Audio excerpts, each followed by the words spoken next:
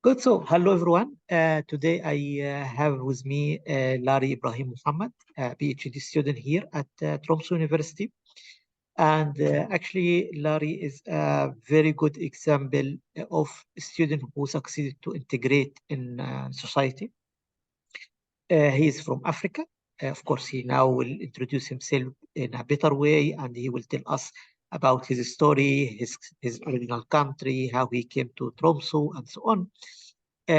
But really, from my personal feeling or my personal experience here in Tromsø, I know that Larry is a very active student. He helping other students who are coming from foreign countries. He is very active in his study. He's a good example of people who are coming from Africa or from underrepresented or developing country.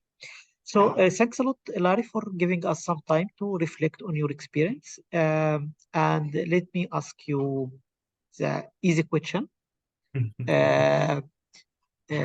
about yourself. So you can just introduce yourself and from where and what you are doing here in Tromsø. Yeah, thank you very much, Tamir, for your kind words and good introduction. I'm also humbled to be here, and I hope that we could have a good discussion, and the conclusions of that would also impact on the project positively. Well, I'm not sure it's an easy question to tell about yourself. I think that's one of the most tricky questions, but it's a challenge, but we accept it. Yeah, so you already introduced my name. My name is Larry Ibrahim Mohammed. I'm originally from Ghana, West Africa. I came to Tromsø in 2016 first as a master student. I studied the master program in peace and conflict transformation. And then after my studies, I realized that we were in Ghana lacking a bit of information about indigenous issues, especially when I wrote my thesis on an ethnic conflict in Ghana called the Guinea-Fowl War. So that made me take a second master program in indigenous studies. And so when I took the indigenous studies program, before I was done, I got the opportunity to be an intern at Arctic Frontiers. We could talk about this later on. And that was my first time of getting into the corporate world as a student. After my second master, I was retained to work for a year, and then I got into a PhD program afterwards. And so for all this period, I've been in school and also about 1.5 years or 2 years of corporate experience in Tromsø, and then back to the university as a PhD research fellow. Now I'm working on comparative indigenous studies, looking specifically at how indigenous peoples in Norway and in Canada are consulted and considered on wind energy projects. So there's also renewable energy, as what you're talking on these green things. So I'm in the heart or in the center of a great topic in Norway between indigenous Sami and their like or dislike of wind energy in areas that we have reindeer ahead in. So I'm in the second year of my project right now. And yes, this is where I am. Okay, good. Actually, it's very interesting because, as you know, our project Inspiring the Mind is actually deal with a new way of creating academic courses where we are going to the public, to the citizen, ask them for topics that are missing in our courses and ask their knowledge in order to incorporate this knowledge in our academic courses. And it's very interesting because the case study that we are using for this mechanism is a course that include two end members. One of them is inclusivity, diversity in society. And the second one is green energy, green action, things related to environmental action. So this is good because you actually, you are from Africa, you are doing PhD in indigenous knowledge related to green action. So this is very good combination to reflect. Yeah, absolutely. Yes, and I'm looking forward to sharing more on that if you need any kind of ideas or also some points on that. It's a topic that is growing. Already we are seeing difference of ways of doing things in Canada, where some indigenous groups themselves are forming business entities, or they are going into alliance with major green energy companies to produce renewable energy.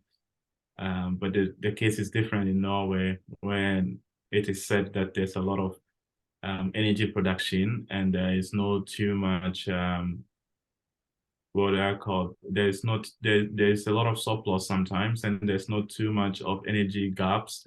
And so tuning into renewable energy like wind energy, for some people within like the Sami English, think that it is not a matter of necessity, but it's a matter of a business decision that doesn't consider their rights. So these are interesting topics and discussions that are beginning to surface within different regions. And in Africa, I know it's also a different ball game, where you have a lot of sun, and now there's the politics of how do we harvest all this green energy, what is the barrier to achieving them, and so on and so forth. Yep. Yeah, so this is it's really interesting topic and topics, subject. yes. Maybe we can come to this topic later in our interview. But Yeah. let's return back to Africa. Mm. You are from Ghana, Yeah. and in 2016 you came to Tromsø. So how you find your way from Ghana to here? So do you know before you come to Tromsø, Norway? Did you visit Tromsø before, or how you came to Tromsø? Yeah, thank you. I mean, it's an interesting question with an interesting answer. So after I completed my bachelor degree in Ghana in history and political science, I found myself doing sales and marketing. So I worked with one of the shipping companies in Ghana called FedEx, and we used to export and then also manage local importations. And my role at that time was to look for more customers, and also to make sure that the existing customers that I had within my territory do not stop using our services. So for almost 3 years, I had worked and I'd grown through the ranks. And so it came to a point that I was thinking about doing something different, something related to academic and with politics, with history. And one day I met a friend of mine from Ghana as well, called Bashiru, who he has also been in Tromsø for the past 7 years with me. He at that time was still trying to find what to do after school. And I told him that, look, what was he doing? And he told me that he'd been difficult finding jobs, and so he has made up his mind to look for schools abroad, because he's a first class student, so it's easy for him to make a transition because of his degrees. So I asked him which schools he was looking at, and he told me, oh, most of the schools demand tuition fees, but there are schools in Norway that is tuition free. It means that you can study without paying fees, but you only have to show that you can take care of yourself. And when he said that, I said, okay, this sounds interesting. And then what next? And he said, another interesting thing about Tromsø is that, unlike University of Oslo, if you're from Ghana, you don't have to submit an international English standardized test like IELTS or TOEFL, because the university recognizes that if you complete a secondary school in Ghana and you pass your English, it is enough for you to start in. So these two factors: one, the fact that Norway generally was tuition free, and secondly, because Tromsø, of course, Tromsø had peace and conflict program, which was what we're interested in, but the fact that I didn't have to find another money and write another English test before I could apply. These were factors that attracted me to Tromsø. I didn't know what I was coming into, like the fact that Tromsø was in the north and it had different weather from even in Oslo or Bergen. My mind in Ghana is that, in Ghana, there's only one weather. It's the same in the north, it's the same in the south, it's the same in the east. So I was not really thinking that I was going into a different terrain, like in the Arctic. I was just interested in the fact that there was a tuition-free university that I could study without paying, and I could also get access to the course that I wanted to read. So this was actually what brought me or attracted my attention to Tromsø. Yep. So maybe I can reflect on this. Actually, I have two point or 3 point to reflect here on your answer. The first one, you are a person who are trying to or looking for developing yourself. So you was in Ghana working at a company and you already have a good position, permanent position with your family in your country, you are happy. However, you start to think about develop yourself, study something new. And this is message not for people who are underrepresented, who are living in Europe or America or Western country, but also a message to uh, all the young people or even old people as well. They need to develop themselves. They need to learn something new. They need to improve their skills in order to to be a good person in our society. Absolutely. Yeah. And the second thing I would like here to highlight on that uh, as an African person or person from developing country, you start to look for study with in a country that didn't come with a lot of fees, because this is something that we need to speak or we need to discuss. If you'd like to study outside, you need to have money enough, and this is not a good situation for people coming from Africa or coming from East Asia or countries that with low income. And the third point, actually, it's maybe we can like shift a bit from our interview, and then we return back mainly about this point again about the fees, because I am aware that Norway will apply fees for studying in their universities. Yeah. What do you think about this? I think you have sort of some insight at this point, like what do you think about this action? Do you think this is good action, bad action? How it will affect underrepresented group? Um, should the government take this action or not? Yeah. Yeah, thank you very much. And this is a topic that I've been very passionate about, and I've written a couple of opinion pieces on this. I've had the opportunity to be at Arctic Frontiers earlier this year, and I spoke about it on one of their plenary sessions, even with the Prime Minister of Norway. And I've made up my mind very clear, and that this is an unfortunate development for most international students who are not within EU, and especially from developing countries. The government has decided to go ahead with the project, despite the different calls and suggestions to hold on, to investigate further, to compare what is happening in Finland or Sweden, but that has not happened. So there's the latest figures that shows that last year, in fall, there were about 1,500 positions that were given to international students. Okay.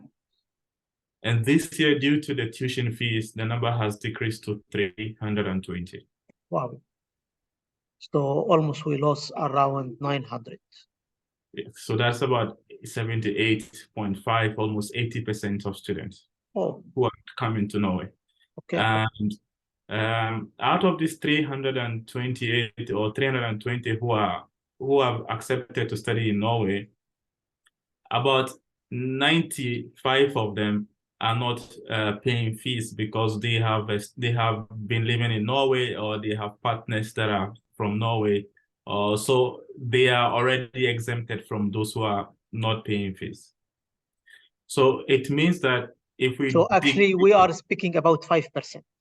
Exactly. That is the point, right? Of people who are coming to study. And so imagine people from deprived communities who are gifted, they have the ability to study, and they can take care of themselves when they are here. They are being deprived from this opportunity to seek for higher education because they don't have it. Currently, what the Norwegian government is asking is that if there's any student like myself from Ghana who wanted to come to Norway or Tromsø to study for a year, I should have in my account almost 300,000 NOK, which is about 30,000 euros. Mm. I'm not sure how many people, even in Norway, have that money every year in their accounts to study, you know. And if you speak about African students, for example, no way. Yeah, No way. there is no way, right? And the fact that you even have to transfer about 137,000 krona as evidence of subsistence that you can take care of yourself is itself a big barrier for us. But because that is what you need to show that you can take care of yourself, we are able to manage by borrowing or by asking family members to support. But there is no way that we can afford to pay 185,000 crowns a year for 1 year, for 2 year master program, which comes to almost 340,000 crowns within 2 years, while also showing to the Norwegian government or immigration that you have 137,000 krona every year in addition to this. So we think that even if the Norwegian government wants to bring tuition fees, and they point to other countries like Finland that is doing it, like Sweden that is doing it, they need to study what Finland is doing. They need to study what Sweden is doing. So Sweden has what they call the SI, what is called the Swedish Institute.org. And the Swedish Institute is a government institute that gives scholarship to students from developing countries. And its criteria is that students who have had at least 2 years of professional life experience can apply to universities in Sweden and get both their flight fees from their countries to Sweden. They get their fees paid. And in addition to that, they get a monthly stipend to live on. So this is what Sweden is doing.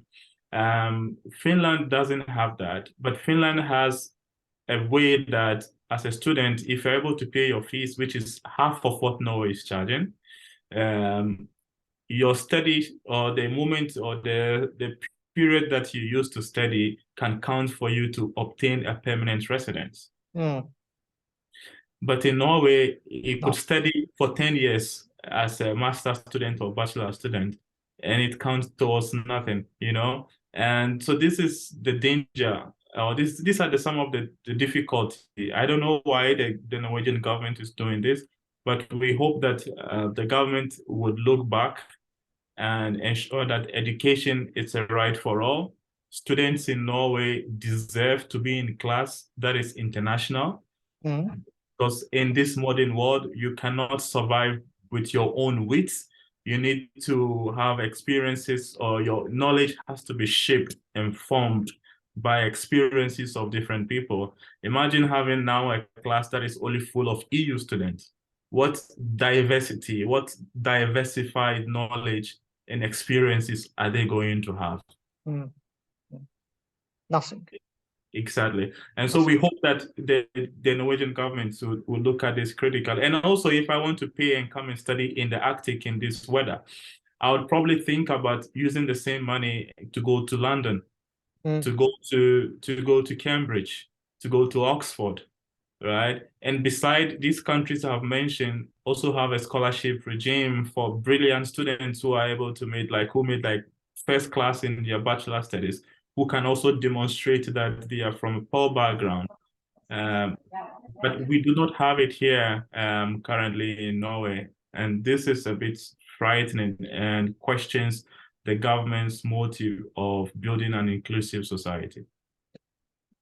So this is good to highlight this point by the end of your comment, because this is the mainstream of our interview now.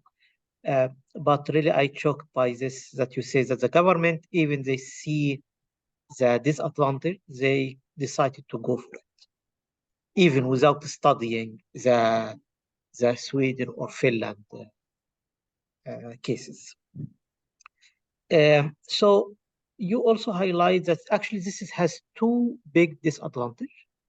One of them for the African student or a developing country student, because if you are born in a country as you, for example, you born in a poor community, you born in poor country, but you are intelligent and you have the right to educate yourself, and you succeeded to do so by finding a way to come to Tromsø or to Norway. Now, the government, the Norwegian government, decided to close this door. So there is many of brilliant students who are coming from or who would like living in developing country. They just lose this opportunity, and this is, I don't think this is fair. Yeah. The second thing, it's loose for the Norwegian society itself. As just to highlight, you will live with a society that just, as you said, class full of EU people, European people. There is no people who can reflect on their poor background to be considered in the class. So I think this is also will be a big loss for our society. Yeah. Yeah. So if we still in the field of a challenge, what do you think the big challenge that you faced when you came to Tromsø?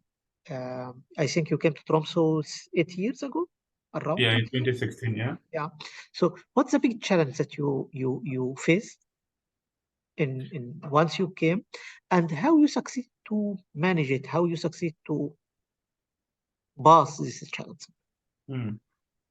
Yes. I think that one of the shockers for me was the weather.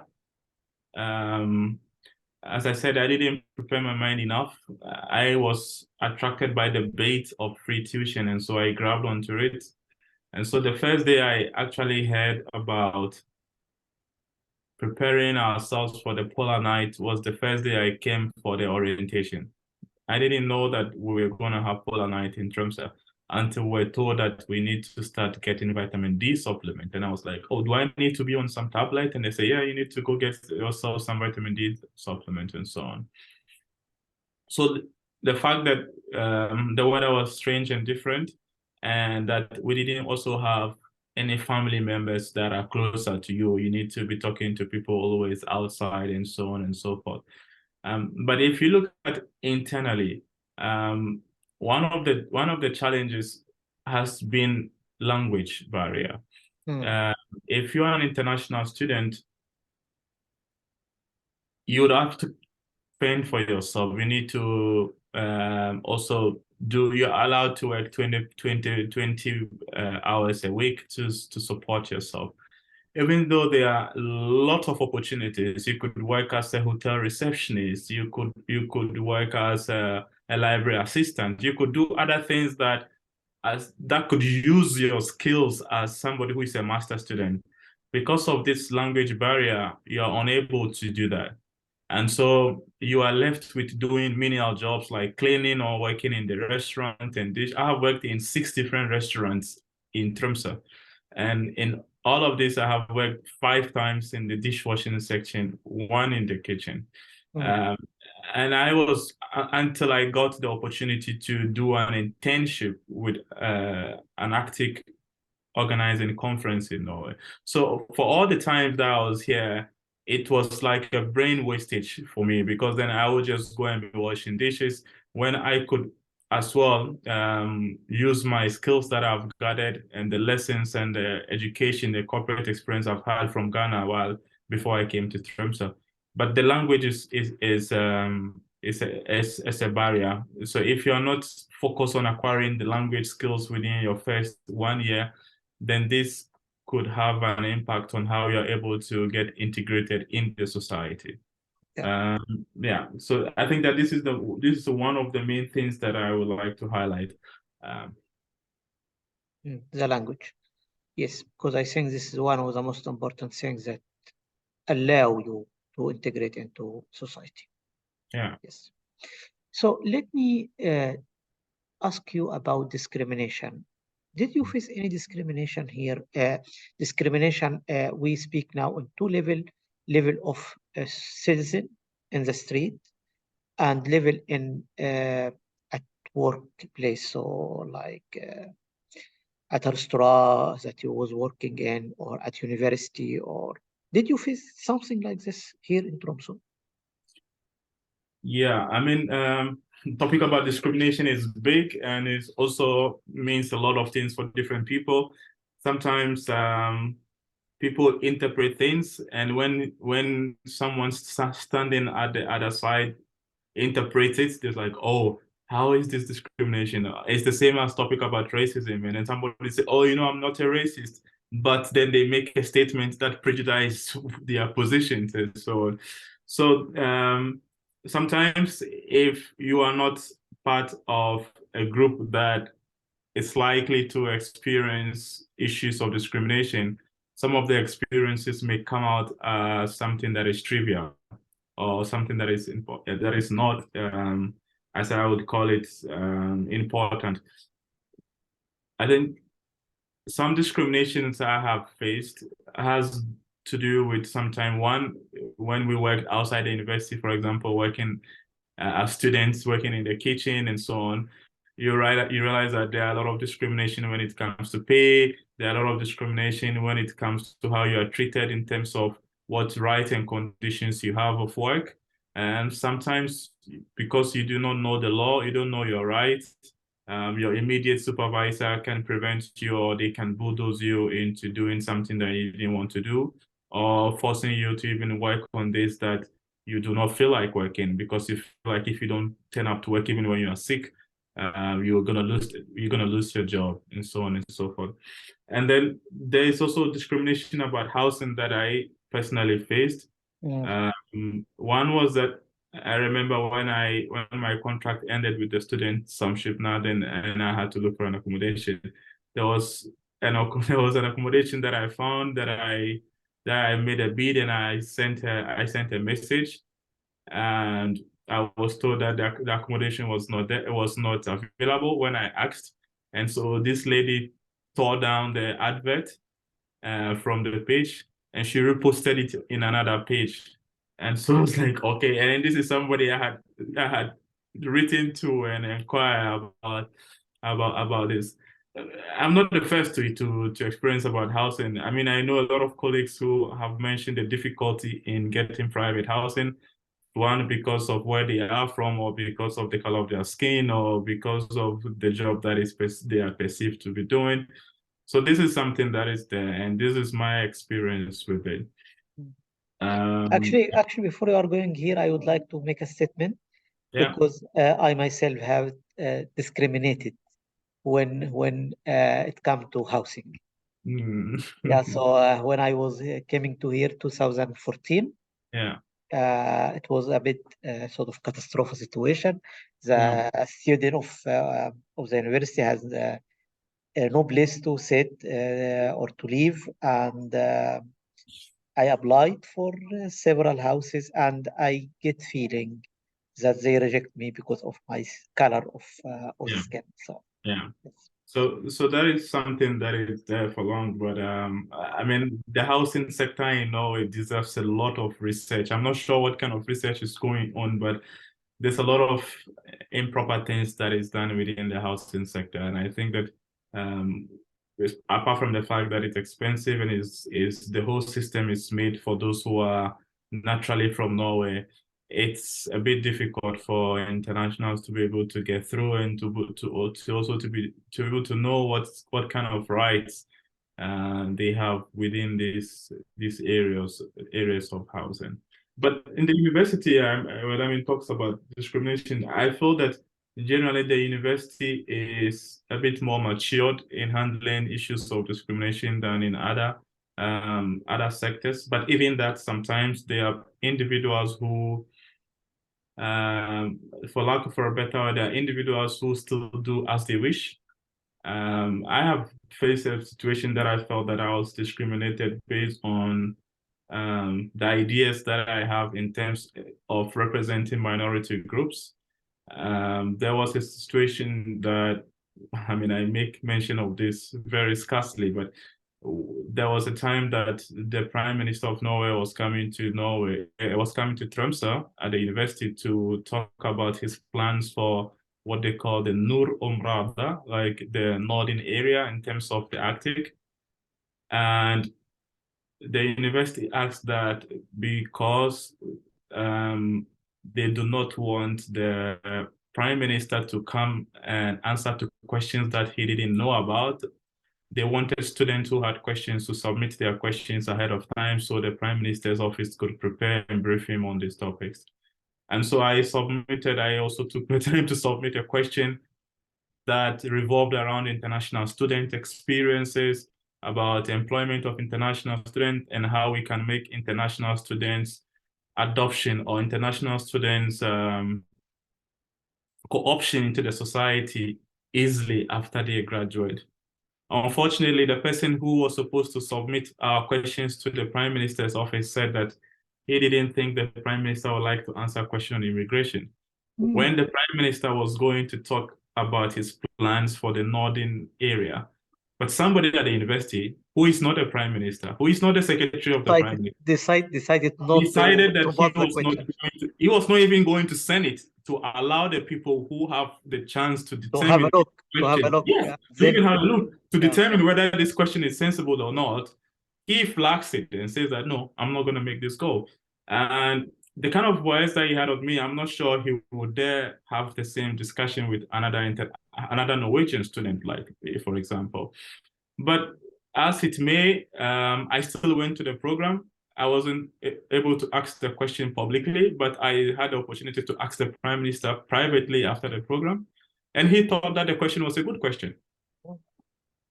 And so these are things that we have some individuals who still feel like this territory is our territory. This is our place, you know.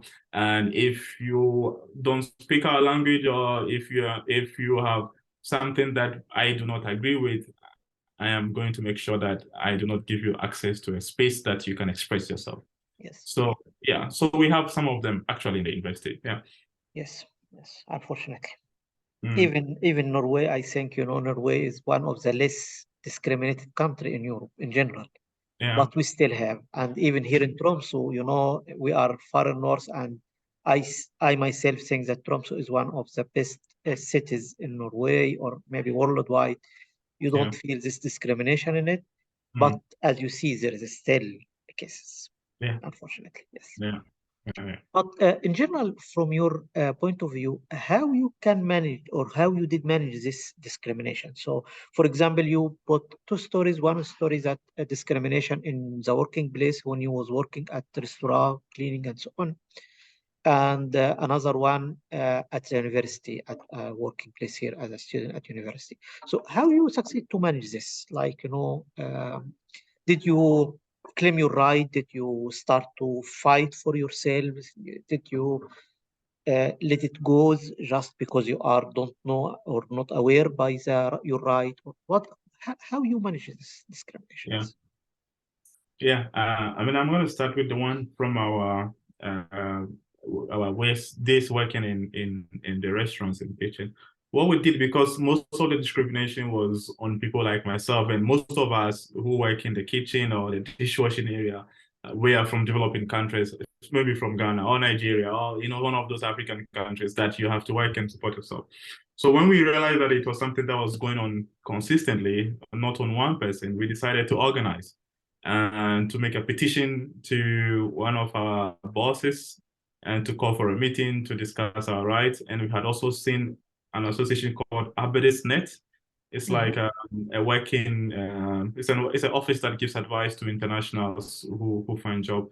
And so we did a consultation with them, and then we decided to meet with our immediate boss and talk to him about our complaints and the kind of changes that we need in terms of how somebody could decide to cut your time because they said there was not too much to do and you were working slow, and some of this discriminatory stuff that we spoke vehemently against, and we said that we're not going to take it.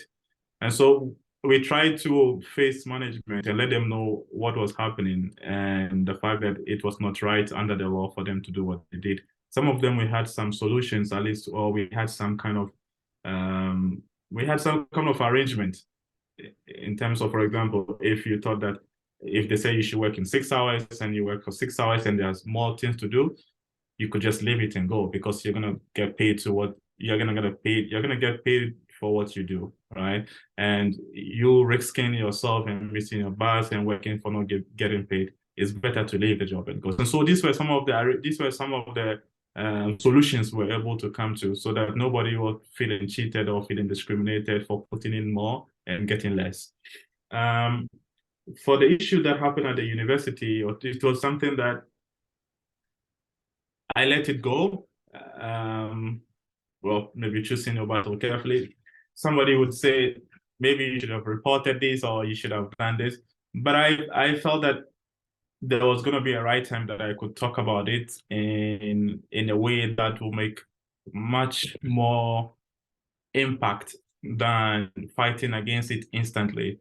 And I haven't discussed it with my head of department, but I've discussed it with a couple of people that I trust at the department, and they have showed their support, and they have also showed how disappointed they are with this person who did what he did.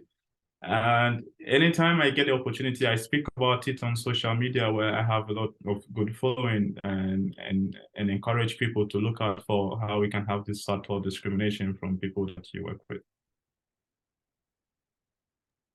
Yep. Yep. I think this is good that you showed two cases. Our first case, if you are at workplace that need an action, so you have the right to speak to the management, you have the right to speak with your colleagues in order to get your right. But also you have to think about how to maximize the impact. So the case in our university, for example, you succeed to make it just go away, leave it go away, and then you start to discuss it once you have the power, or once you get the opportunity to really discuss it and get make an impact on our society or at the university out of it. Yeah. Yes. So if we return back to you as Larry, uh, what did you get in your academic career, in your academic knowledge, by moving from your home country to Norway? Yeah. So just reflect on these things, like, if you are from developing country, why you should go to developed country to learn or to study or to work? Yeah. Good. I mean, this is an interesting question. One, I think that, at least from what I've seen, is the resources that are at the disposal of students. Okay. Amazing. For example, if you look at Tromsø, for example, we have libraries, we have study rooms. You can book individual private rooms to study with friends. You, as a student, you have kitchen in your student department. Mm. The resources to study is at your disposal. And there are materials that makes being a student much less stressful than it is from my home country. So one, I would say that the resources is important. And for example, when I was studying as a master program student, I could still get a grant to conduct food research during my master project. And this grant was free money that I could take and go for field work and conduct research and come back. There is no way I could have gotten this from my home country, to be sure. So one, the opportunity to get resources to do this is one thing that attracts us. Secondly, is the fact that the universities here also teaches us to be independent and to be critical of, or to be critical in terms of how we appraise our society. Sometimes due to cultural differences, it is difficult to talk back to your teacher, to talk back to your supervisor, to critique some of the points that he have that you do not agree with because of some cultural establishment. But at least the academic environment that I find here allows students to be critical, to be independent, and to have a good interpersonal relationship with their supervisors or with their teachers. So the fact that there's a professor who doesn't see himself like this, and you have to address him in such hierarchical manner, helps in building a good relationship with your mentors or with your teachers. And this allows students to bring up their best and to challenge and to be challenged in an atmosphere that is not intimidating, right? And I think that this is the second thing that I have seen. And the third is that, I mean, for somebody who is from Ghana, and I don't know what the future offers, but it's important to be able to make international connections as well, to meet students from different backgrounds, from different worlds, to make international friends, to learn from different cultures, and to be able to mingle and share knowledge in an environment that is not like a preserve of only one group, you know what I mean? And so making international connections, international friends, impacting or getting impacted by information or knowledge from different backgrounds, from different worlds, is something that makes studying abroad, at least for me, yeah, interesting. If we look at the other side of the question, so what Norway got from you? So what the society here got from people who are coming from underrepresented group or from developing country or who has different culture? Yeah. So, I mean, before I answer this, I need to say that Norway is getting less of us than they Of should. course. Yeah. Yes. Because there is a lot more talent, there's a lot more skills, there's a lot more knowledge that is not utilized. And I have said this first when I said that the language was one of the barriers that was was inhibiting people who had skills and knowledge to share and contribute to the culture because of the tendency to kind of like prevent people who do not speak language to integrate and so on and so forth. I remember when I was at Arctic Frontiers as an intern, I used to have an office. And one of the guys who used to clean my office was also from Ghana. And he had a master degree in fisheries and he had scored an A in his master thesis. Yeah.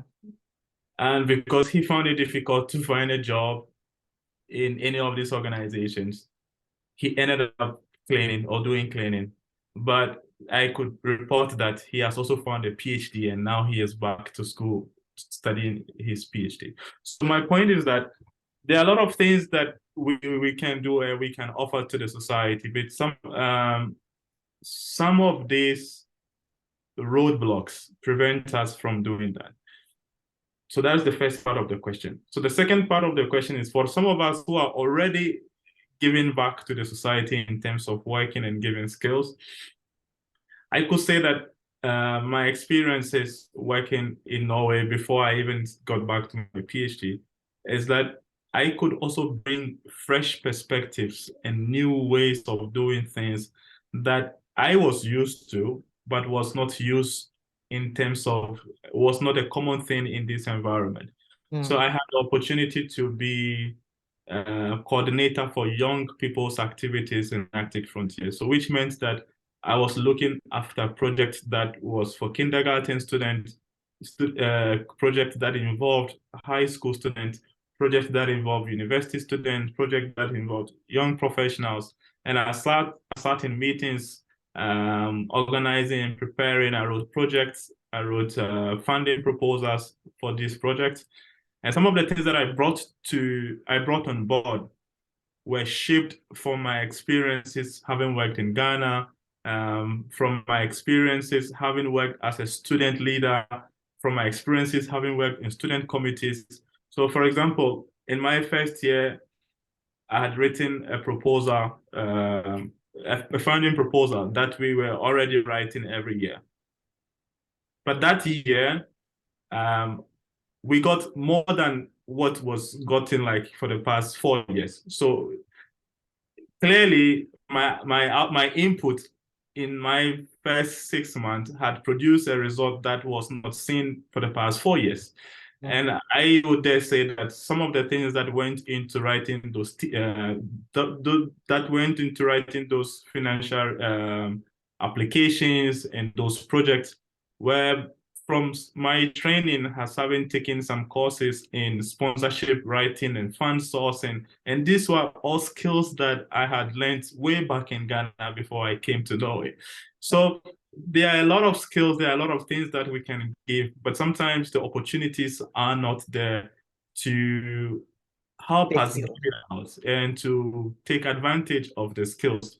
So we need to start seeing value in diversity. We need to start seeing that each individual has some talent, has some skill that can complement the effort of our department or our unit. And if we're able to bring people together with different backgrounds, then we would get unique solutions for our problems.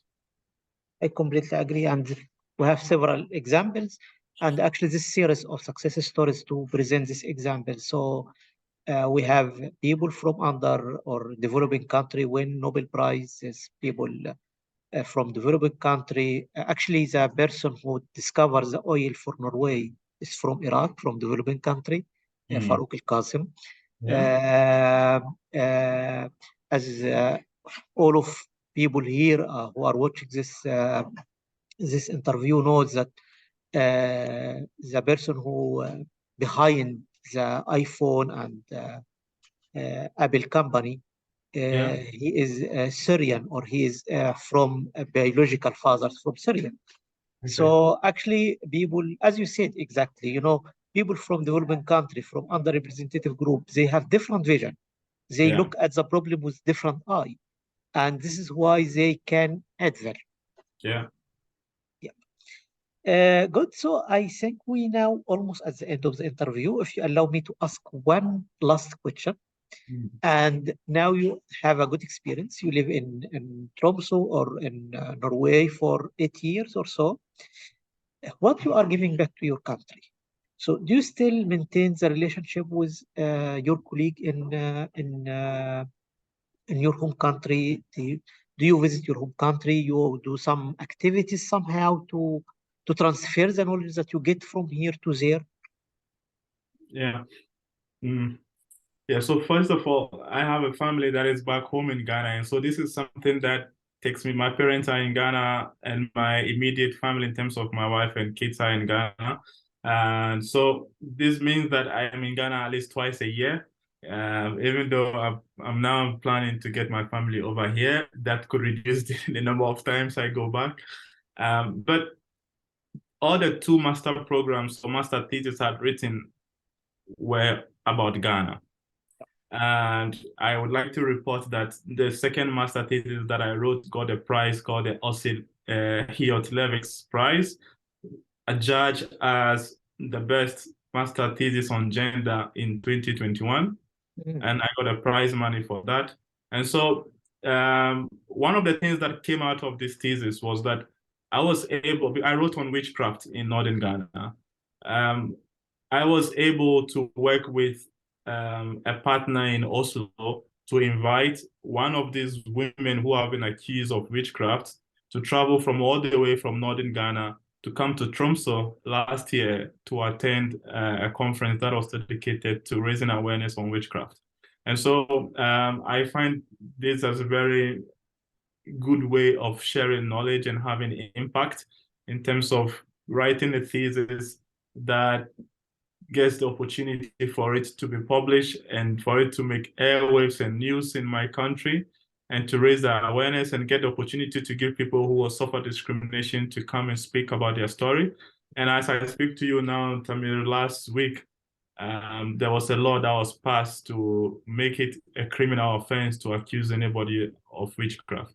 And so these are some impacts that I feel that my work as a researcher, even not like a big news, but the impact it has on individuals who I relate with and the group of people that I work with, they do enjoy some of the benefits in terms of I share back the knowledge. As indigenous researchers, we've been talking about reciprocity. giving back what you receive in a different way. So in 2021, I went back to the community where I interviewed. We had a public program. I presented to them my thesis, the hard copy, and I gave them the summary of my thesis. And last year when I went to Ghana, I was there also to pay them a visit. So this is a way that I retain some kind of contact with the people that I work with professionally. But otherwise, my family and friends are in Ghana, and I find ways of keeping in touch with them. This is good. This is very good because, some people are thinking integration or